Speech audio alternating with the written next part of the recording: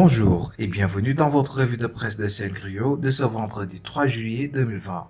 Les quotidiens du jour se penchent en priorité sur l'évolution de la pandémie de coronavirus, la situation économique du pays et sur quelques faits de société. Le directeur des ressources humaines du ministère de la Santé et de l'Action sociale, interviewé par Source A, fait remarquer que, pour lutter contre la pandémie de coronavirus, le directeur des ressources humaines du ministère de la Santé et de l'Action sociale, interviewé par Source A, fait remarquer que pour lutter contre la pandémie de coronavirus, les gens ont pris des initiatives en croyant bien faire et que malheureusement, à l'épreuve, on s'est rendu compte que ces initiatives posaient plus de problèmes qu'ils n'en réglaient.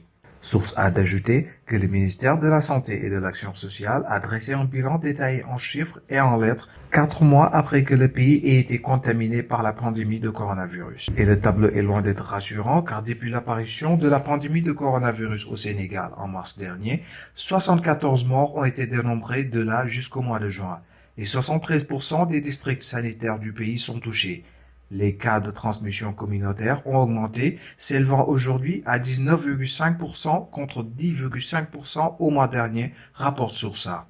Des statistiques données de la pandémie de Covid-19 par le ministère de la Santé et de l'Action sociale qui déduit que tout a maladivement augmenté. Malgré la hausse des cas de contamination et des cas de décès, le Covid-19 ne fait plus peur selon l'AS. Le Sénégal est en train de vivre une nouvelle tournure dans la gestion de la pandémie de coronavirus. Désormais, certains patients sont pris en charge à domicile, nous dit le journal, expliquant que les autorités ont pris cette mesure pour faire face à la tension relative à la disponibilité des lits dans les centres de traitement du Covid-19. Mieux, les tests sont assouplis et effectués sur des personnes symptomatiques et vulnérables, lit-on dans le même journal. Sud Quotidien consacre sa une sur le dossier de la distribution de l'aide alimentaire fournie par l'État aux ménages jugés vulnérables pour les soulager des difficultés économiques engendrées par la pandémie de coronavirus. Initialement prévues pour une durée de 15 jours, les opérations de distribution des denrées alimentaires aux ménages vulnérables ne sont pas encore terminées, près de 2 mois après leur lancement à cause des impairs notés. La distribution des kits alimentaires d'un montant de 69 milliards de francs CFA aux populations les plus impactées par la maladie a fini par révéler les insuffisances d'une gestion non concertée et unilatérale des programmes d'envergure nationale. De l'attribution des marchés au transport des vivres diligentés par le ministre Mansour Faye, en passant par le recensement des bénéficiaires, ajoute Sud Quotidien. Des doublons notés de partout, des membres de groupes vulnérables, oubliés en chemin, un flou artistique a plombé les opérations de distribution des vivres. Au final, l'on notera un retard sur le deadline de la distribution des denrées, lit-on dans Sud Quotidien.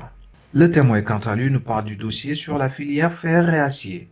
Malgré un chiffre d'affaires de plus de 220 milliards de francs CFA en 2018, un effectif de 133 entreprises formelles, 10 000 emplois directs et 600 000 personnes qui en vivent, la filière fer et acier traverse une situation difficile, nous dit le journal. Le tableau de bord de la filière acier au Sénégal est trompeur. Les chiffres sont éloquents.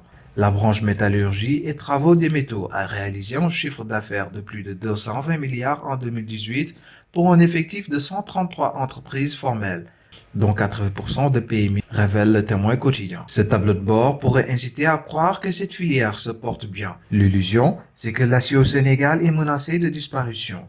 Déjà, de nombreuses entreprises sont tombées en faillite. Le secteur souffre de compétitivité, de concurrence déloyale et d'importation massive, poursuit le journal, ajoutant que cette branche de l'activité économique est menacée de disparition.